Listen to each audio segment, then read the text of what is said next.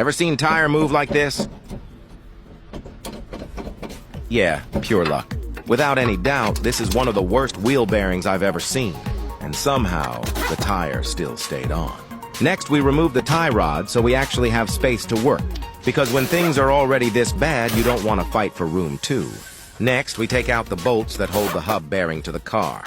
And honestly, I'm surprised anything is still attached at this point. Half of the hub bearing has basically gone on vacation. It's not even trying anymore. And here it is. The full damage.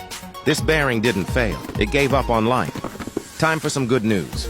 Out of the box comes the brand new bearing. Clean, tight, and actually doing its job. We fit it back in place, line everything up, reinstall all the bolts, and suddenly, the wheel remembers how it's supposed to behave. Job done. And remember, if your wheel ever moves like this, don't wait. Like the video, comment if you've ever seen worse. Follow for more real repairs and mechanical nightmares turned into fixes.